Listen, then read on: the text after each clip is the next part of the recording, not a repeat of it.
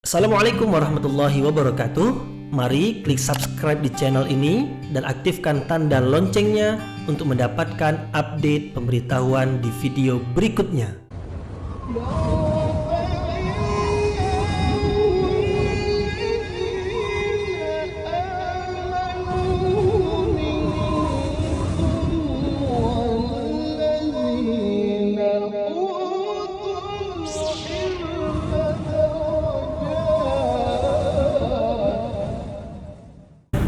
A'udzu billahi minasyaitonir rajim. Bismillahirrahmanirrahim. Assalamualaikum warahmatullahi wabarakatuh. Alhamdulillahi rabbil alamin wa bihi nasta'in ala umurid dunya waddin nasta'inuhu wa nastaghfiruh wa na'udzu billahi min shururi anfusina wa min sayyiati a'malina. فمن يهده الله فلا مضل له ومن يضلل فلا هادي له أشهد أن لا إله إلا الله وحده لا شريك له وأشهد أن محمدا عبده ورسوله لا نبي بعده amma ba'd. Kita bersyukur kepada Allah Subhanahu wa taala yang masih melimpahkan rahmat dan nikmatnya. Kita bersyukur dengan mengucapkan alhamdulillahi rabbil alamin. Kemudian tidak lupa pula bersalawat kepada Rasulullah dengan mengucapkan Allahumma salli ala Sayyidina Muhammad wa ala ali Sayyidina Muhammad, dan bersalam kepada Rasulullah dengan mengucapkan Assalamu alayka ya Rasulullah. Alhamdulillah kita dapat kembali meneruskan pengajian tafsir ayat-ayat suci Al-Quran yang insyaAllah kita akan teruskan pada ayat yang ke-7, 8, 9 dan 10 dari surah Yusuf, yaitu satu surah yang kandungannya menerangkan tentang kisah Nabi Yusuf alaihi salam. Dan sudah diterangkan tentang kisah Nabi Yusuf di ayat sebelum ini dalam pertemuan kita yang lalu, yaitu dimulai dari mimpi Nabi Yusuf alaihi salam. Yaitu ketika Nabi Yusuf masih kecil, Nabi Yusuf bermimpi, kemudian mimpi itu diceritakan kepada ayahandanya. Yaitu Nabi Yusuf bermimpi ada 11 bintang di langit. 11 bintang itu takbirnya adalah saudara-saudara Nabi Yusuf yang berjumlah 11 orang. Kemudian matahari dan bulan. Matahari dan bulan itu adalah ayah dan ibu. Kesemuanya bersujud kepada Nabi Yusuf. Seperti itu terlihat dalam mimpi. Maka takbirnya nanti di penghujung kisah, yaitu di akhir surah Yusuf, disebutkan bahwasanya mereka semua saudara-saudara Nabi Yusuf, ayah dan ibu Nabi Yusuf, menghormati Nabi Yusuf. Sangat-sangat hormat kepada Nabi Yusuf karena Nabi Yusuf telah membantu mereka, telah meninggikan kedudukan mereka, yaitu dengan meletakkan mereka di atas singgah sana, dan telah menyelesaikan persoalan mereka, yaitu kesusahan hidup. Sebelumnya mereka tinggal di Palestina, kemudian dibawa ke Mesir, dan Nabi Yusuf adalah seorang penguasa di Mesir yang diberi kepercayaan penuh oleh Fir'aun Mesir, Al-Aziz Mesir pada masa itu. Maka senanglah hidup mereka di Mesir setelah sebelumnya mereka hidup bersusah payah di Palestina. Nah, jadi kisah ini, kisah Nabi Yusuf di dalam surah ini diawali dengan mimpi Nabi Yusuf alaihissalam, yaitu mimpi yang menjadi kenyataan. Tapi Nabi Yakub, ayah Nabi Yusuf, ketika mendengarkan mimpi itu, Nabi Yakub tahu bahwasanya ini adalah pertanda baik, nikmat Allah yang besar akan diterima oleh anaknya Yusuf. Maka Nabi Yakub berpesan, wahai Yusuf anakku, jangan kamu ceritakan mimpimu itu kepada saudara-saudaramu, nanti mereka mendengkimu. Karena Nabi Yakub tahu bahwasanya anak-anaknya, yaitu abang-abang Nabi Yusuf yang berjumlah 10 orang. Nabi Yusuf punya adik satu lagi, yaitu Bunyamin. Nabi Yusuf itu anak yang ke-11. Nah, anak Nabi Yakub semuanya 12. Nah, Nabi Yakub tahu bahwasanya abang-abang Nabi Yusuf yang 10 orang itu ada sifat yang buruk, yaitu sifat yang mendengki, yaitu sifat yang apabila ada pada orang lain, sifat dengki yang ada dalam hati mereka, apabila ada pada orang lain kebaikan, maka mereka tidak suka. Karena dengki itu tidak suka kepada orang lain yang mendapat kebaikan. Bahkan orang yang mendengki itu berpikir bagaimana kebaikan yang ada pada orang menjadi hilang. Jadi Nabi Yakub mengetahui bahwasanya ini anaknya yang 10 ini apabila mengetahui nanti mimpi Nabi Yusuf itu adalah pertanda Nabi Yusuf akan mendapatkan kebaikan, maka Nabi Yakub alaihi salam melarang Nabi Yusuf untuk menceritakannya kepada saudara-saudaranya, dikhawatirkan saudara-saudaranya itu akan mendengkinya. Rupanya tidak diceritakan pun mimpi itu, rupanya memang 10 orang abang-abang Nabi Yusuf itu mendengki Nabi Yusuf. Apa bentuk kedengkian yang mereka tunjukkan? Karena kedengkian itu dalam hati, tetapi mereka tunjukkan dengan perbuatan, yaitu kedengkian mereka ingin membunuh Nabi Yusuf alaihi salam. Jadi ada di antara mereka yang berpendapat, mereka berdiskusi sesama mereka, bunuh saja Yusuf itu. Tetapi ada yang lain pula menghalang, jangan bunuh, karena perbuatan membunuh itu perbuatan jenayah kriminal yang besar dan hukumannya berat, maka lebih bagus dibuang saja, yaitu ke tempat yang jauh, jadi ke tempat yang dia nanti tak kembali lagi ke keluarga, ke rumah. Jadi mereka merencanakan rencana yang jahat. Merencanakan rencana yang jahat namanya makar. Makar itu maknanya merencanakan yang jahat, yaitu membunuh Nabi Yusuf. Ada pendapat yang muncul ketika mereka berdiskusi, tapi pada akhirnya mereka bersepakat, yaitu tidak membunuh Nabi Yusuf, tetapi membuang Nabi Yusuf, karena tujuan mereka sebenarnya adalah bagaimana menjauhkan Nabi Yusuf dari keluarga, supaya perhatian ayah mereka hanya tertumpu kepada mereka saja. Karena rupanya dalam perasaan mereka, dalam pandangan mereka, ayah mereka lebih mencintai Nabi Yusuf dan adiknya, yaitu Bunyamin, lebih daripada mereka yang bersepuluh itu.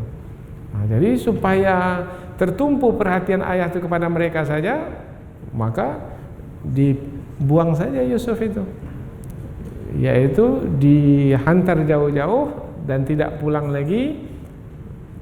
Dengan demikian maka ayah mereka tak lagi memperhatikan Yusuf dan adiknya, sehingga perhatian tertumpu kepada mereka saja.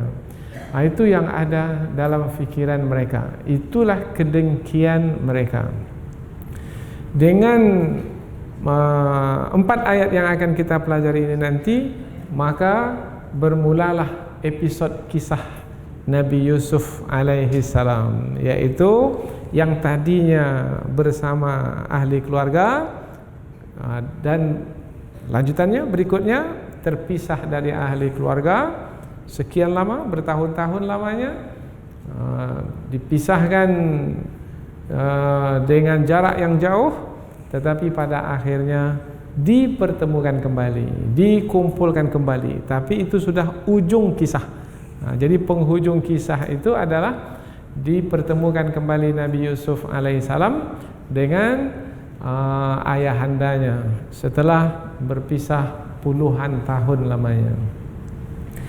Jadi yang akan kita pelajari 4 ayat, yaitu dari ayat yang ke-7 sampai ayat yang ke-10, yaitu menerangkan tentang saudara-saudara Nabi Yusuf yaitu abang-abangnya yang berjumlah 10 itu adalah saudara-saudara yang mendengki. Nah, pelajaran yang berguna pada kita, untuk kita pada hari ini, yaitu apabila kita didengki, nah ini adalah kehidupan dunia. Kalau dahulu Nabi Yusuf didengki dan kita pun juga didengki, maka ia adalah yang memang biasa berlaku dalam kehidupan.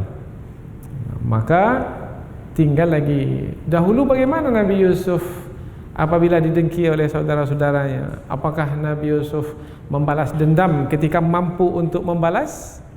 Tidak. Maka kita pun juga begitu, yaitu kita tidak akan membalas dendam kepada orang yang mendengki kita, karena balas dendam itu adalah perbuatan yang tercela. Dan Allah Subhanahu wa taala tidak akan menyia-nyiakan hamba yang sabar, yang redha ketika didengki oleh orang-orang yang mendengki. Maka kita minta perlindungan kepada Allah dari orang-orang yang mendengki. Qul a'udzu birabbil falaq min syarri ma khalaq wa min syarri ghasikin idza waqab wa min syarrin naffatsati fil 'uqad. Apa lagi? Ayat yang terakhir. Wa min syarri hasidin idza hasad. Dan kita berlindung kepada Allah dari pendengki, setiap pendengki yang mendengki kita. Kita kembalikan kepada Allah, dan Allah Subhanahu wa taala membuktikan janjinya itu menjadi kenyataan, yaitu Nabi Yusuf alaihissalam yang didengki tidak seperti yang diinginkan oleh saudaranya. Yang diinginkan oleh saudaranya, Nabi Yusuf jauh dari keluarga, apabila mati sekalipun mereka tak peduli. Itu keinginan orang yang mendengki. Jadi kalau tidak sampai ke tahap membunuh, tapi kalau membuangnya ke dalam sumur yang jauh dari rumah, itu sama aja dengan membunuh. Karena iyalah kalau ada orang yang akan mengambilnya. Kalau orang tak tahu di dalam itu ada orang, di dalam sumur itu ada manusia, maka akan terbiarlah di situ Nabi Yusuf. Kalau berhari-hari, berminggu-minggu, berbulan, akan mati juga. Nah, mereka menginginkan Nabi Yusuf itu mati, tetapi Allah Subhanahu wa taala menjaga Rasulnya itu, karena Nabi Yusuf alaihissalam berserah diri kepada Allah Subhanahu wa taala, dan Allah tidak menyia-nyiakan hamba yang berserah diri kepadanya, dan Allah Maha berkuasa atas segala sesuatu. Inilah dia 4 ayat yang akan kita pelajari, yaitu tentang saudara-saudara Nabi Yusuf yang mendengki Nabi Yusuf alaihi salam. Selanjutnya kita pindah ke tafsir ayat, namun kita akan baca dan terjemahkan ayat-ayat yang kita akan tafsirkan itu terlebih dahulu. Allah Subhanahu wa taala berfirman, a'udzubillahi minasyaitonir rajim. Laqad kana fi Yusuf wa ikhwatihi ayatul lis-sa'ilin. Idh qalu la Yusufu wa akhuhu ahabbu ila abina minna wa nahnu usbah. Inna abana lafi dhalalim mubin. Uqtulu Yusufa aw itrahuhu ardan yakhlu lakum wajhu abikum wa takunu min ba'dihi qauman salihin. Qala qailum minhum la taqtulu Yusufa wa alquhu fi ghayabatil jubbi yaltaqithu ba'du sayyarah in kuntum fa'ilin. Allah berfirman, laqad kana, sesungguhnya adalah fi Yusuf, dalam kisah Yusuf itu, wa ikhwatuhu, dan saudara-saudaranya, ayatun, terdapat tanda-tanda kekuasaan Allah, lis-sa'ilin, bagi orang-orang yang bertanya.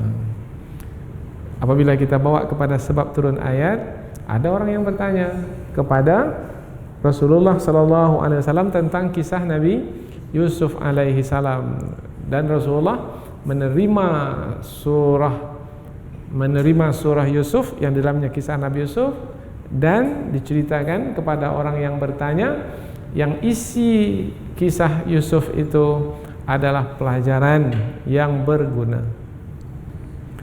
Sesungguhnya pada kisah Yusuf dan saudaranya adalah terdapat tanda-tanda kekuasaan Allah bagi orang-orang yang bertanya. Ayat berikutnya, ketika qalu, mereka berkata. Siapa mereka ini? Saudara-saudara Nabi Yusuf. Mereka berkata, la Yusuf, sungguh Yusuf itu, wa akhuhu, dan saudaranya. Saudaranya dimasukkan adalah Bunyamin. Nah, mengapa saudaranya disebut di sini? Karena Nabi Yusuf dengan Bunyamin itu satu ibu, satu ayah, satu ibu. Tapi dengan yang 10 lagi, satu ayah, lain ibu. Jadi itu jadi pemicu dengki juga. Nah, maka perkataan mereka dan saudaranya yaitu Bunyamin, ahabbu, lebih dicintai, ila abina, oleh ayah kita, minna, dari kita. Nampaknya kita ini kurang dicintai oleh ayah ini. Nampaknya cinta ayah banyak tertumpah kepada Yusuf dan saudaranya. Mulai mendengki. Wa nahnu, padahal kami, kita, usbah, yaitu orang-orang yang kuat. Kita ini sudah besar-besar, Yusuf tuh masih kecil. Mestinya ayah lebih menyukai kita, sebab kita lebih bisa membantu ayah berbanding Yusuf yang masih kecil itu. Jadi mereka melihat diri mereka.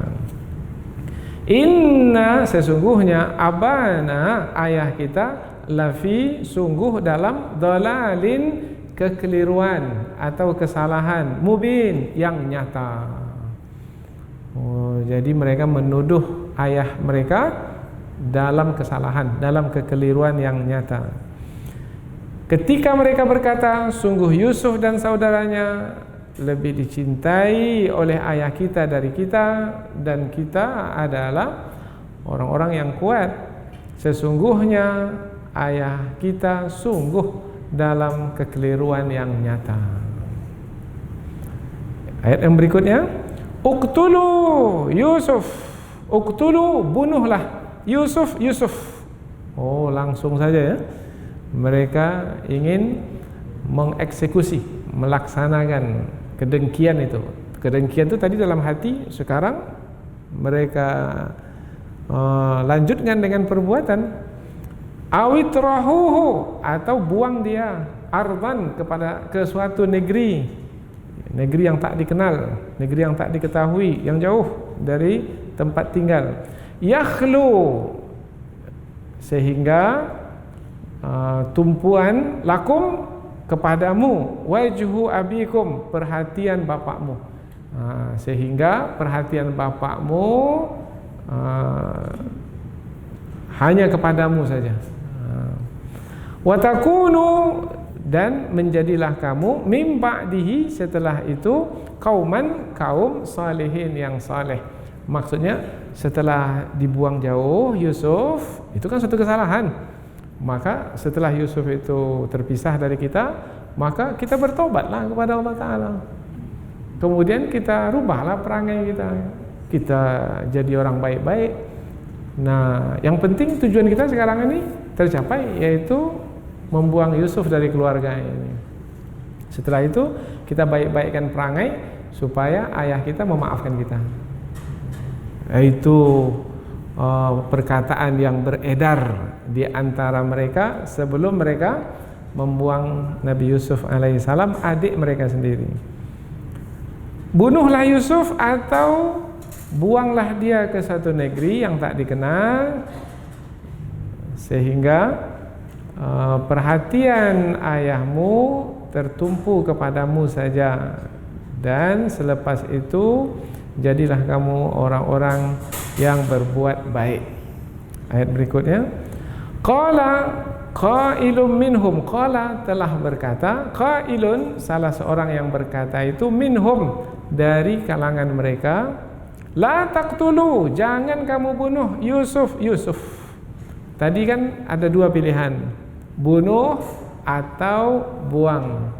Tapi ada yang mengingatkan, salah seorang di antara mereka yang 10 itu mengingatkan jangan dibunuh. Wa alquhu, dan buanglah ia fi ghayabatil jubbi. Ghayabah maknanya dasar, al-jubbi sumur, dasar sumur, berarti sumur yang dalam, sehingga apabila dibuang ke dasarnya itu tak bisa memanjat ke atas, sudah disitulah selama-lamanya kalau tak ada orang yang mengambilnya. Yaltaqithu, kalau ada nanti orang yang lalu di situ mau mengambil air, kemudian memasukkan ember, nanti akan diambillah Yusuf itu. Ba'dus sayyarah, oleh beberapa orang yang berjalan di situ, kafilah yang lalu di situ. In kuntum fa'ilin, jika kamu adalah orang-orang yang ingin berbuat demikian. Jadi jangan bunuh, tapi buang sajalah ke sumur yang dalam, dan nanti boleh jadi ada orang yang lalu di situ mengambilnya dan membawa pergi ke negeri yang lain, dan Yusuf tak kembali lagi ke rumah, sehingga kita mendapatkan tumpuan perhatian penuh dari ayah kita. Oh, pandai juga mereka merencanakan jahat, yaitu dengan rencana yang sangat terperinci sekali. Bagaimana cara mereka untuk membuang Yusuf, yaitu adik mereka sendiri. Rupanya kalau dengki sudah bersarang di hati, cinta kepada adik, sayang kepada adik itu sudah tidak ada lagi. Bisa membuang sayang kepada adik sendiri, padahal adik sendiri gitu. Inilah 4 ayat yang akan kita pelajari, yaitu tentang kedengkian yang dimiliki oleh saudara-saudara Nabi Yusuf alaihi salam. Selanjutnya kita pindah ke tafsir ayat, yaitu penjelasan yang lebih panjang dari ayat. Kita mulai dari ayat yang ke-7. Laqad kana fi Yusuf. Laqad itu 2 kata. La satu, qad satu lagi. La sesungguhnya, qad harfu tahqiq juga maknanya sesungguhnya, sungguh-sungguh. Maka ada di antara ulama tafsir memahami perkataan laqad ini sebagai sumpah, yaitu untuk menerangkan ketegasan, sungguh. Di dalam kisah Yusuf itu ada tanda-tanda kekuasaan Allah. Betul ada? Betul, sungguh ada. Jadi kalau orang yang mengikuti kisah Nabi Yusuf kemudian tidak melihat tanda kekuasaan Allah, tidak merasakan tanda kekuasaan Allah, berarti ada masalah di hatinya, bermakna imannya tak menangkap bahwasanya di dalam kisah Nabi Yusuf itu ada tanda kekuasaan Allah. Karena memang ada, tapi dia melihat, tapi dia tidak melihatnya. Bermakna ada masalah di hati. Allah sendiri memberikan penekanan, laqad, sesungguhnya, sungguh ada, fi Yusuf. Fi Yusuf ini fi qissati Yusuf, dalam kisah Nabi Yusuf itu, wa ikhwatihi, dan saudaranya.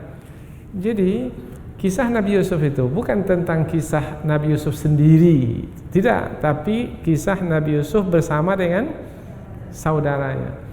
Jadi ceritanya yaitu mulai dari awal ini, Nabi Yusuf didengki oleh saudaranya, Nabi Yusuf terbuang sampai ke negeri Mesir, tetapi tak berhenti sampai di situ. Ketika di Mesir tak ada kisah saudara Nabi Yusuf itu, karena di Mesir Nabi Yusuf dibesarkan di istana, tetapi Nabi Yusuf difitnah, kemudian Nabi Yusuf dimasukkan penjara. Akan tak ada kaitannya dengan saudara Nabi Yusuf. Tapi setelah itu muncul kembali kisah Nabi Yusuf ini dengan saudaranya, yaitu Allah takdirkan saudara-saudara Nabi Yusuf itu berangkat dari Palestina ke Mesir disebabkan karena di Palestina itu kemarau panjang, bahan makanan kurang, sangat sedikit sekali. Maka mereka pergi ke Mesir untuk meminta bantuan. Nah, muncul kembali kisah Nabi Yusuf dan saudaranya. Jadi sebenarnya kisah Nabi Yusuf itu yang utama itu adalah kisah antara Nabi Yusuf dengan saudara-saudaranya. Oh, berarti ini kisah keluarga juga? Ya, kisah keluarga juga. Ada masalah kita dengan keluarga kita? Ada? Ini kisah Nabi Yusuf ini bisa dijadikan sebagai pelajaran. Ada abang-abang kita yang mendengki kita? Adik-adik kita yang mendengki kita? Kalau ada, lihatlah kisah Nabi Yusuf di dalam surah Yusuf ini. Akan ada manfaat nanti yang akan kita perolehi dari kisah ini. Sesungguhnya pada kisah Nabi Yusuf dan saudaranya itu ayat bentuk jamak dari ayah satu ayat banyak ayat itu tanda kekuasaan. Di dalam Al-Quran perkataan ayah itu 3 maknanya, yaitu ayat yang pertama maknanya ayat-ayat Al-Quran yang tertulis ini, yang berupa wahyu ini. Mulai dari surah Al-Fatihah sampai surah An-Nas, ini adalah ayat Al-Quran.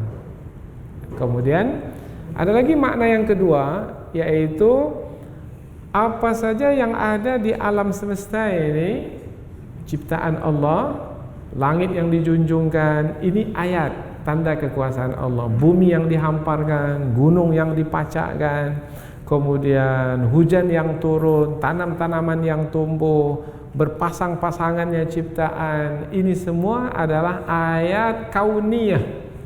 Kalau tadi ayat Qur'aniyah, yaitu ayat-ayat Quran, wahyu, ada lagi ayat-ayat itu adalah ayat-ayat yang ada di alam semesta, namanya ayat-ayat kauniyah. Yang ketiga, perkataan ayat yaitu kepada tanda kekuasaan Allah yang luar biasa. Umpamanya yang luar biasa kalau diberikan kepada para rasul namanya mukjizat.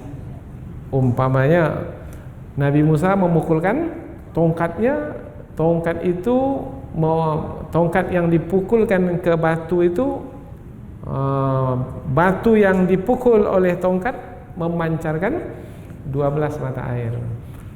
Kemudian tongkat dilemparkan, tongkat itu berubah menjadi ular. Itu namanya mukjizat, tanda kekuasaan Allah yang luar biasa. Nah, yang di dalam ayat ini yang mana yang dimaksudkan? Nah, yang dalam ayat ini yang dimaksudkan ayat itu adalah tanda kekuasaan Allah yang berkaitan dengan perkara yang luar biasa. Nah, perkara yang luar biasa apa? Kisah Nabi Yusuf lah. Kita lihat dari awal sampai akhir, ini adalah luar biasa, yaitu Nabi Yusuf alaihi salam dimasukkan ke dalam sumur. Harapan, keinginan dari saudara-saudaranya Nabi Yusuf mati di dalam sumur. Tetapi tanda kekuasaan Allah enggak, yaitu Nabi Yusuf diambil oleh kafilah yang lalu, kemudian dibawa ke Mesir. Mengapa ke Mesir?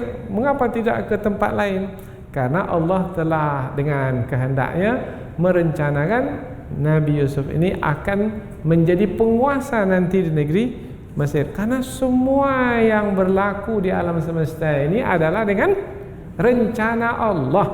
Tak ada yang keluar dari rencana Allah. Silakan saja manusia membuat rencana, menjalankan rencananya itu, tapi sebenarnya yang akan berlaku adalah rencana Allah. Keinginan saudara Nabi Yusuf mati. Tapi keinginan Allah enggak, Nabi Yusuf tetap hidup dan menjadi penguasa, tapi tidak di Palestina, di negeri Mesir.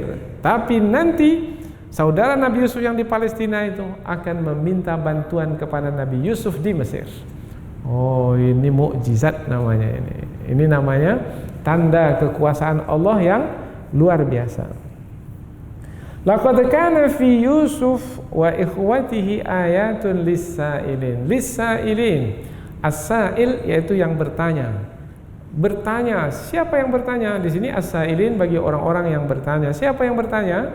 Tadi sudah kita sebutkan, pada masa Rasulullah dahulu ada dari kalangan orang Yahudi yang bertanya kepada Rasul tentang kisah Nabi Yusuf alaihissalam, karena kisah itu ada di dalam kitab mereka, kitab Taurat. Tapi mereka bertanya juga kepada Nabi Muhammad. Nabi Muhammad tahu tidak tentang kisah Yusuf? Nabi Muhammad mana tahu tentang kisah-kisah yang lalu, karena Nabi Muhammad seorang yang buta huruf, tak tahu. Tetapi Allah menurunkan surah Yusuf ini sehingga dengan wahyu yang Rasulullah terima, Rasulullah mengetahui tentang kisah Nabi Yusuf, itu disampaikan kepada orang Yahudi, dan orang Yahudi itu akhirnya memeluk agama Islam. Ini bukan manusia biasa ini, bisa mengetahui kisah yang sudah lama terjadi dan terperinci pula. Ini pastilah seorang Rasul yang diutus. Akhirnya mereka memeluk agama Islam. Ada lagi makna as-sa'ilin, yang bertanya. Siapa yang bertanya itu? Sahabat Nabi sendiri yang bertanya. Sahabat Nabi adalah yang sudah senantiasa bersama Nabi mendengarkan wahyu-wahyu. Hanya saja mereka sekarang ini ingin mendengarkan kisah pula. Sebelumnya hukum-hukum yang mereka dengar, mereka ingin pula ayat-ayat yang berkaitan dengan kisah. Maka mereka meminta kepada Rasul, meminta as-sa'ilin, meminta, ya Rasul, mereka bertanya, sampaikan pula lah kisah kepada kami, jangan hukum-hukum saja, kami mau dengar kisah juga. Turun surah Yusuf, kemudian Rasulullah menyampaikan kisah. Kemudian makna as-sa'ilin yang ketiga, inilah tafsir ini. Tafsir maknanya penjelasan. Satu sudah, dua sudah, yang ketiga lagi. Makna lis-sa'ilin bagi orang-orang yang bertanya, bagi orang yang mencari. As-sa'il itu maknanya juga mencari. Mencari apa? Mencari pelajaran, mencari pengajaran, apa yang bisa dijadikan sebagai pelajaran dari kisah Nabi Yusuf itu. Maka mereka cari apa kira-kira? Mesti sabar, itu pelajaran itu. Kalau kita didengki oleh orang, maka kita mesti sabar. Meskipun kita bisa melawan, jangan melawan dengan membalas dendam. Maafkan orang yang mendengki itu. Karena sebenarnya kita sedang diuji oleh Allah Subhanahu wa taala. Siapa yang bisa sabar, maka dia adalah orang yang berhasil dalam ujian. Maka Nabi Yusuf sabar, fasabrun jamil, sabar dengan sabar yang sungguh-sungguh. Itulah dia keberhasilan di dalam ujian. Idz qalu la yusufu wa akhuhu ahabbu ila abina minna. Ketika ini dia pembahasan tentang kedengkian saudara-saudara Nabi Yusuf. Apa yang membuat saudara Nabi Yusuf itu mendengki Nabi Yusuf? Apa alasan yang ada yang dimiliki oleh saudara-saudara Nabi Yusuf itu? Sehingga ketika ditanya mengapa mereka mendengki Nabi Yusuf, maka dari perkataan mereka sendiri, la Yusuf, sungguh Yusuf itu, wa akhuhu, dan saudaranya, ahabbu ila abina minna, lebih dicintai oleh ayah kita dari kita. Bermakna dari ayah kita, oleh ayah kita, dari kita. Bermakna saudara Nabi Yusuf yang 10 itu berkata di antara mereka, sesama mereka. Nanti ada satu mengatakan kepada yang lainnya, dan yang lain pula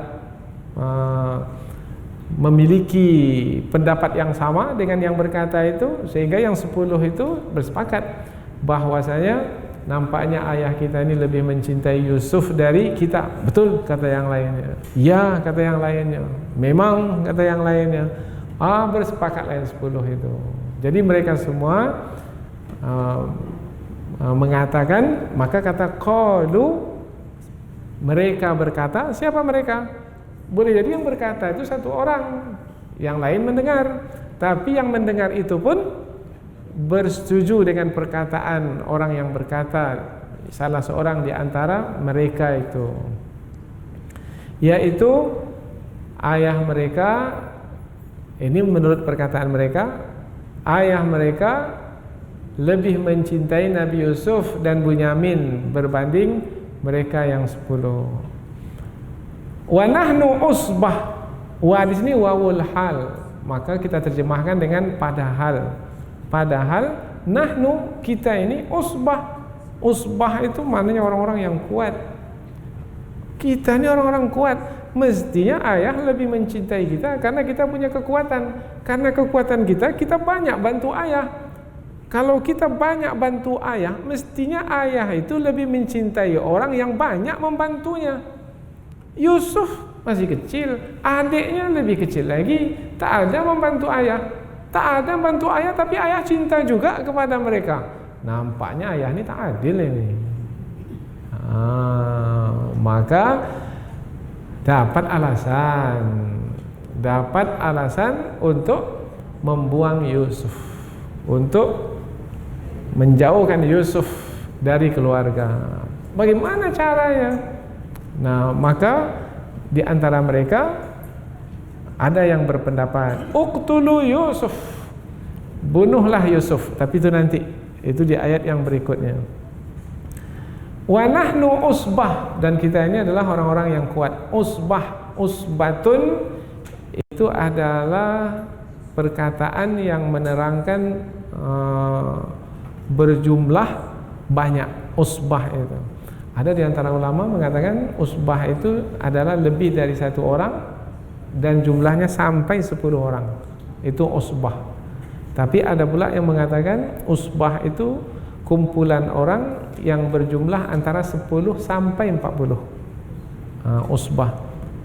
Kalau banyak betul tidak usbah lagi, jamaah namanya. Tapi kalau 2 sampai 10 usbah. Atau ada lagi yang berpendapat 10 sampai 40 usbah. Nah, jumlah saudara Nabi Yusuf itu berapa orang? 10. Maka mereka mengatakan, kita ini usbah, nano usbah. Kemudian kata usbah dari kata asaba, al-asbu maknanya adalah asyaddu, maknanya adalah orang-orang kuat. Mestinya ayah mencintai kita. Maka kalau ayah tidak mencintai kita, padahal kita kuat, banyak bantu ayah, tapi ayah lebih juga mencintai Yusuf dan adiknya itu, inna abana, sesungguhnya ayah kita itu sungguh lafi dalalim mubin, dalam kekeliruan yang nyata. Bermakna sekarang mereka sudah menuduh ayah mereka dalam kesalahan, dan bukan kesalahan biasa, bukan kesalahan yang samar, kesalahan yang kabur, enggak, kesalahan yang nyata. Ini betul-betul nih, nyata betul nih ayah ini salah ini. Nah, sekarang betulkah Nabi Yakub itu tidak berlaku adil terhadap anak-anaknya? Anak-anaknya yang 12 itu, apakah Nabi Yakub memilih kasih, pilih kasih dalam bergaul bersama dengan anak-anaknya? Umpamanya ketika memberikan makanan kah, minuman kah, pakaian kah, tempat tinggal kah, perhatian kah? Apakah pilih kasih? Seorang nabi tak akan mungkin pilih kasih, tak akan mungkin berlaku zalim, tidak akan mungkin tidak berlaku adil, karena Nabi Yakub adalah seorang nabi. Pasti Nabi Yakub alaihi salam, karena sifat seorang nabi berlaku adil, pastilah adil terhadap anak-anaknya. Nah, lalu yang salah siapa sekarang ini? Nabi Yakub atau yang 10 orang itu? Anak-anak yang 10 itu? Nah, maka perhatian kita bukan kepada Nabi Yakub, tetapi kepada yang 10 itu. Maka dibuatlah penjelasan mengapa 10 orang itu mengatakan bahwasanya Nabi Yakub lebih mencintai Yusuf dan adiknya. Maka jawabannya adalah Nabi Yusuf itu masih kecil. Nabi Yusuf masih kecil dan masih belum besar, ibunya dah meninggal. Jadi ibu Nabi Yusuf meninggal ketika Nabi Yusuf masih kecil. Dan adiknya satu lagi, yaitu Bunyamin, sama, masih kecil dan ibu sudah meninggal. Nah, bagaimana perhatian kepada anak yang masih kecil? Kita sajalah umpamanya 4 orang adik-beradik, umpamanya kita sudah besar, kemudian dapat adik yang baru. Kira-kira perhatian ayah ibu banyak kepada siapa? Kepada yang kecil. Itu biasa. Tapi karena penyakit ada dalam hati, itu dia. Penyakit apa yang ada dalam hati? Penyakit dengki. Maka itu dijadikan alasan bahwasanya ayah ini sudah melakukan kesalahan. Padahal wajar, karena disebutkan tertumpah perhatian itu kepada 3, yaitu kepada orang yang sakit sehinggalah sembuh. Itu tertumpah perhatian itu. Umpamanya ada 4 orang anak, satu sakit, maka perhatian ayah ibu itu tertumpah kepada siapa? Kepada 3 yang sehat, itu kepada yang sakit. Kepada yang sakit, maka mendampingi yang sakit saja. Jangan yang 3 ini pula merasa nampaknya tak adil ayah ibu ini. Duduk dekat adik kita yang sakit tu saja. Tidak, bukan begitu cara memahaminya. Tapi karena penyakit dengki itu dah bersarang dalam hati, maka apa saja bisa dijadikan alasan untuk membenarkan kedengkian itu. Itu namanya mencari-cari alasan untuk membenarkan kedengkian. Yang sakit hingga sembuh, kemudian juga yang pergi hingga kembali. Biasanya lah kalau anak 4 umpamanya, yang 1 umpamanya pergi ke pondok pesantren umpamanya, yang 3 ini memanglah selalu di rumah itu. Maka biasanya yang banyak dicerita oleh ayah ibu ini siapa? Yang pergi itu. Nampaknya yang mak ini cerita yang di pondok itu saja. Nampaknya yang di pondok itu saja yang lebih dicintai. Padahal kita depan matanya tak disebut-sebutnya. Yang di depan mata itu apa lagi disebut? Nah, maka mereka juga kalau sudah ada penyakit di hati, ini akan bisa dijadikan alasan untuk menyalahkan orang tua dengan mengatakan orang tua sudah pilih kasih, tidak berlaku adil. Ini cepat betul itu menuduh orang tua seperti itu. Dan yang ketiga yaitu tertumpah perhatian orang tua itu kepada anak-anak yang masih kecil sampailah dewasa. Yang kecil itu diperhatikan betul, mandi dimandikan, yang besar masih dimandikan juga. Maka jangan kalau tidak dimandikan, wah ini nampaknya ayah emak ini sudah tidak memperhatikan kita lagi, kurang. Bukan begitu. Tapi begitulah logika yang dipakai oleh 10 orang anak Nabi Yakub itu. Jadi siapa sebenarnya yang salah ini? Yang 10 orang itu atau Nabi Yakub alaihissalam? Nabi Yakub seorang nabi, maka kita tidak boleh ada perkataan yang membawa kepada Nabi Yakub sebagai yang telah melakukan kesalahan. Jadi yang 10 orang anak Nabi Yakub itu sudah melampaui batas. Karena seorang anak semestinya mencari alasan untuk menyalahkan orang tua. Cari alasan. Berapa alasan? Cari banyak-banyakkan alasan. Jangan 1, 2, 3. Mengapa ya ayah lebih menyukai Yusuf dan Bunyamin daripada kita ya? Mestinya cari alasan, bukan buat kesimpulan. Tapi anak ini buat kesimpulan. Disitulah masalahnya. Ini pelajaran juga bagi kita ini. Pelajaran juga bagi kita pada hari ini. Berapa orang kita adik-beradik? Ketika kita singgah ke rumah emak ini asyik cerita yang bungsu aja. Jangan pula merasa ketika itu nampaknya emak ini pilih kasih ini. Nggak, cari alasan. Apa sebabnya? Mungkin yang si bungsu itu, yang lain ini sudah mandiri umpamanya, sudah bisa mengurus sendiri karena sudah ada pekerjaan tetap. Tapi yang bungsu ini masih dirisaukan oleh emak ini karena sekolahnya belum selesai lagi. Tentulah banyak disebut dia karena emak itu risau.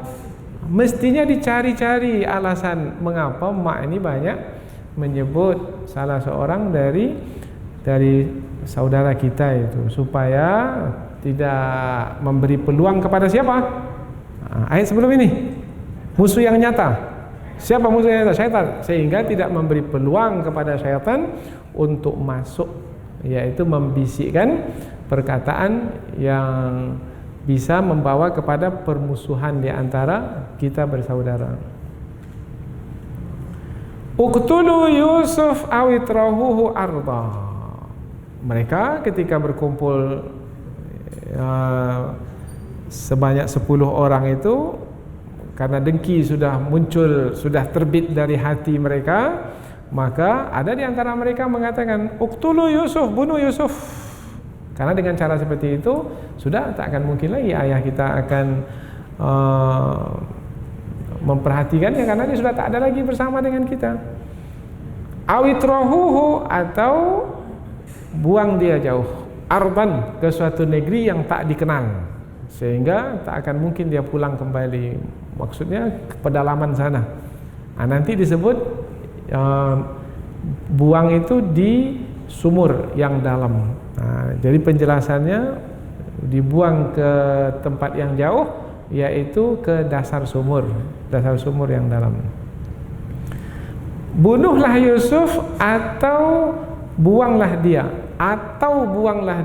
Oh, berarti mereka yang bersepuluh orang itu tidak satu pendapat. Ada berapa pendapat? 2 pendapat. Atau bunuh dia atau buang dia. Berarti kita punya 2 pendapat nih, kata mereka yang bersepuluh itu. Kita pilih yang mana? Akhirnya mereka bersepakat pilih jangan bunuh. Karena kalau bunuh ini adalah kejahatan besar ini. Apalagi kalau di dalam hukum qisas, siapa yang membunuh dibunuh, berarti berat ya. Perbuatan membunuh itu adalah perbuatan yang sangat buruk sekali, karena menghilangkan nyawa. Maka hukumannya pun berat sekali, yaitu nyawa dibalas dengan nyawa. Bunuhlah Yusuf. Kalau sudah sampai kepada kata bunuh, berarti dengki mereka itu sangat hebat sekali, itu sangat dahsyat sekali, sangat kuat sekali. Berarti orang kalau sudah dengki dengan dengki yang sudah sangat kuat sekali dari hatinya, membunuh pun mau. Maka hati-hati, membunuh pun mau kalau sudah dengki bersarang di hati. Dengki itu ada tingkatan-tingkatannya juga.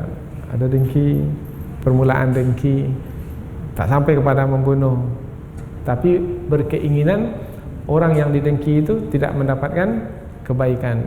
Dengki berikutnya, dia berharap saja, mudah-mudahan tak lama lah dia dapat kebaikan itu. Dia begitu saja. Tapi ada yang dengki kedua, tidak cukup seperti itu, dia melakukan sesuatu untuk menghilangkan kebaikan pada orang yang didengki itu.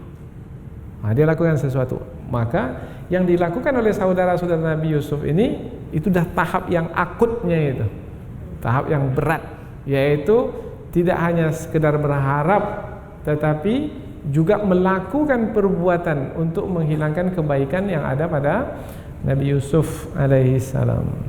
Dengki karena Nabi Yusuf mendapat perhatian dari ayahnya lebih berbanding saudaranya yang lain. Yakhlu lakum wajhu abikum. Nah, dengan membunuhnya atau membuangnya jauh, maka tak ada lagi Yusuf di tengah kita, maka ayah kita nanti akan memberikan perhatian sepenuhnya kepada kita. Itu yang kita inginkan. Bagaimana? Semua setuju? Kata mereka yang bersepuluh ini. Wa takunu min ba'dihi qauman salihin. Dan nanti setelah kita buang Yusuf atau sudah kita bunuh Yusuf, nanti setelah itu kita berubahlah, kita bertaubat, kemudian kita berperangai baik supaya ayah kita memaafkan kita, supaya kita ini tidak dikatakan sebagai orang-orang yang jahat.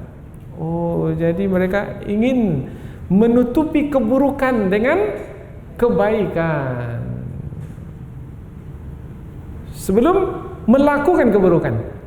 Nah, jadi ada orang yang melakukan kebaikan untuk menutupi keburukan setelah melakukan keburukan.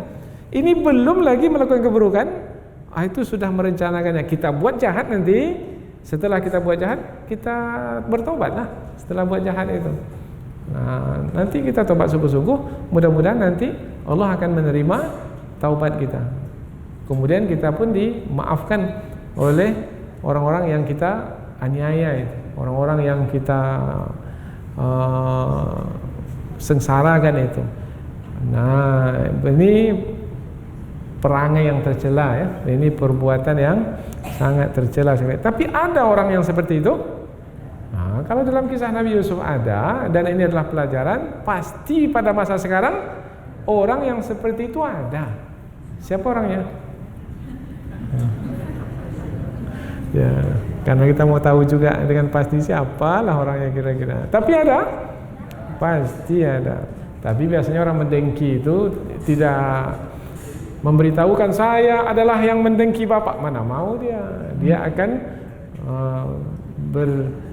menyembunyikan dirinya, menghilangkan baunya, jejaknya, sehingga tak diketahui bahwasanya rupanya orang yang mendengki itu adalah orang yang kita percayai betul rupanya, dan selama ini dia sembunyikan dengkinya itu supaya kita percaya kepadanya. Sampai masanya rupanya dia inilah yang menggunting dalam lipatan. Tak nampak kain itu koyak-koyak, rupanya sudah tergunting-gunting semuanya, karena mengguntingnya dalam lipatan, terlipat di dalam. Dari luar nampak masih bagus juga kain itu, rupanya dalamnya sudah banyak guntingnya. Seperti api dalam sekam, tak nampak, rupanya sudah terbakar semua yang ada di dalam sekam itu. Apalagi yang lain itu. Nah, ini untuk orang yang dengki itu, menyembunyikan kedengkiannya. Tetapi sepandai-pandai tupai melompat, sekali-kali pasti akan jatuh juga. Ya, sepandai-pandai menyembunyikan bangkai akan terbau juga, akan terhidu juga. Maka jangan buat kerja yang tak baik. Mendengki itu kerja yang tidak baik, pasti akan ketahuan juga, karena Allah Subhanahu wa taala tidak akan membiarkan hambanya yang baik itu dianiaya. Allah akan berpihak kepada hamba yang dianiaya itu, yaitu Allah akan melindunginya, memeliharanya, melindunginya. Wa takunu min ba'dihi qauman salihin, dan nanti jadi sesama orang-orang jahat itu memberikan pesan juga kepada yang lain, yaitu nanti kita setelah buat jahat kita buat baik supaya tertutupi kejahatan kita ini. Jadi mereka itu saling bantu-membantu juga untuk menutupi kejahatan. Qala qailum minhum, berkatalah salah seorang di antara mereka, la taqtulu Yusuf, jangan kamu bunuh Yusuf. Karena perbuatan membunuh itu adalah perbuatan yang sangat buruk sekali, jahat sekali. Wa alquhu fi ghayabatil jubbi, dan buanglah dia di ghayabah, dari kata ghaib. Ghaib maknanya tak diketahui, ghaib, ghayabah tak diketahui, maksudnya itu al-jubbi, sumur yang tak diketahui dari sumur. Apa yang tak diketahui dari sumur? Kalau bibir sumur itu tahu kita, karena dia di atas. Yang tak kita ketahui dasarnya itu, karena dia jauh ke dalam. Maka ketika disebut fi ghayabatil jubbi, buang dia ke dasar sumur, berarti sumur yang dalam. Karena kalau sumur yang dangkal bisa Nabi Yusuf keluar lagi. Sumur yang dalam, fi ghayabatil jubbi. Dari mana kata dalam itu? Ghayabat. Ghayab itu gaib, karena tak nampak, jauh di dalam sana.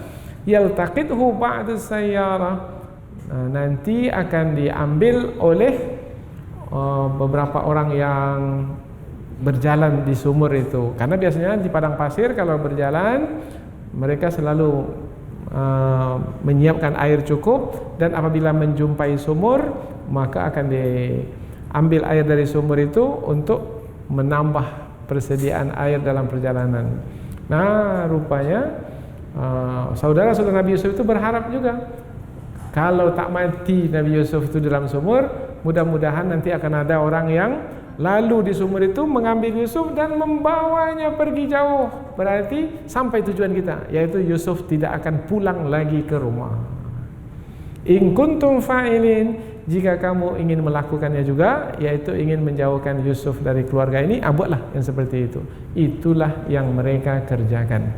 Bagaimana mereka mengerjakannya itu? Ayat-ayat yang berikutnya menjelaskan. Jadi di sini hanya menjelaskan bahwasanya Nabi Yusuf memiliki 10 saudara. yang 10 saudara itu memiliki sifat dengki. Mereka mendengki Nabi Yusuf alaihissalam. Kedengkian membuat mereka menjadi buta, bahkan menghilangkan kasih sayang yang ada pada diri mereka, meskipun terhadap adik sendiri, yaitu mereka tega, sudi untuk membunuh atau membuang jauh adik mereka sendiri. Maka berhati-hati dengan sifat dengki dan berdoalah kepada Allah, mudah-mudahan dijauhkan kita dari sifat dengki. Kalau ada dalam hati sekarang, kita berdoa kepada Allah, ya Allah, angkatlah, cabutlah, buanglah, hilangkanlah sifat dengki dari dalam hati ini, karena sifat dengki bisa membutakan mata, bukan mata yang di kepala saja, tetapi mata yang ada di hati, sehingga melakukan kejahatan. Bisa jadi kejahatan dilakukan, kejahatan yang besar, bahkan sampai kepada membunuh sekalipun. Mudah-mudahan ada pelajaran yang kita dapatkan. Subhanakallahumma wa bihamdika asyhadu an la ilaha illa anta wa astaghfiruka wa atubu ilaik. Wassalamualaikum warahmatullahi wabarakatuh.